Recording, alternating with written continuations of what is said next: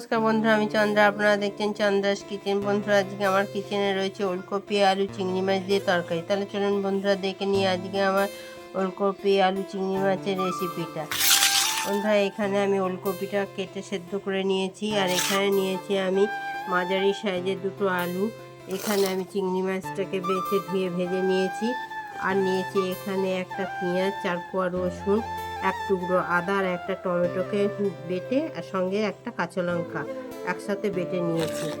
আর এখানে নিয়েছি 1 চামচ ধনে গুঁড়ো, 1 চামচ জিরে গুঁড়ো, 1 চামচ লঙ্কার গুঁড়ো, আর 1 চামচ হলুদ গুঁড়ো নিয়ে আমি এটা জল দিয়ে পেস্টটাকে গুলে রেখে দিয়েছি।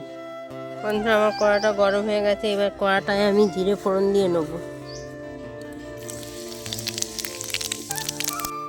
জিরে ফোড়ন দিয়ে আমি এবার আলুটাকে প্রথমে ভালো করে ভেজে নেব।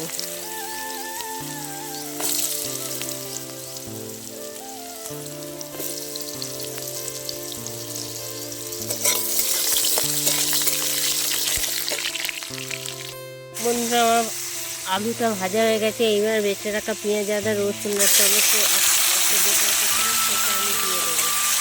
দিয়ে ভালো করে আমি কষিয়ে নেবো, নিয়ে আমি মশলাটাকে দিয়ে দেবো। পেঁয়াজ, আদা, রসুনের পেস্টটা দিয়ে আমার আলুটা ভালো করে কষানো হয়ে গেছে। এইবার আমি বেটে রাখা ধনে গুঁড়ো, জিরে গুঁড়ো, লঙ্কার গুঁড়ো, হলুদ গুঁড়ো একসাথে মিশিয়ে রেখেছিলাম, সেটা আমি দিয়ে দেবো। দিয়ে ভালো করে নেড়ে চেড়ে এর মধ্যে আমি চিংড়ি মাছগুলোকে দিয়ে দেবো।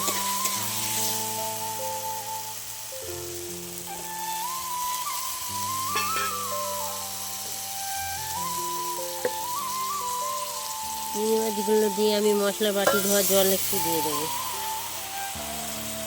আমার মশলাটা দিয়ে তরকারিটা কষানো হয়ে গেছে। এইবার আমি দিয়ে দেবো পরিমাণ মতো নুন,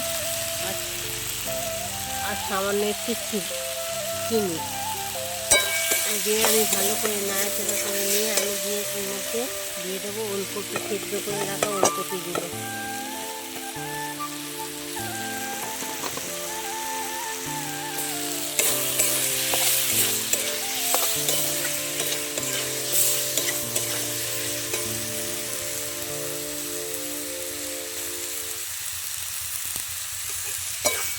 ওলকপিটা দিয়ে আমি ভালো করে নেড়ে চেড়ে ভেজে নিয়ে আমি জল দিয়ে দেবো। আমার তরকারিটা ভালোভাবে কষানো হয়ে গেছে। এবার আমি পরিমাণ মতো জল দিয়ে দেবো।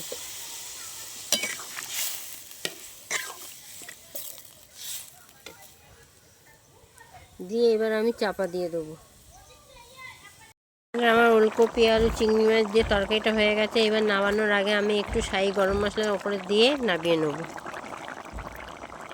তাহলে দেখলেন বন্ধুরা, আজকে আমার আলু চিংড়ি মাছ ওলকপির তরকারি। এইভাবে আপনারা একবার হলো করে খেয়ে দেখতে পারেন। আশা করি ভালো লাগবে। ভালো লাগলে লাইক, শেয়ার, কমেন্ট করুন। ধন্যবাদ।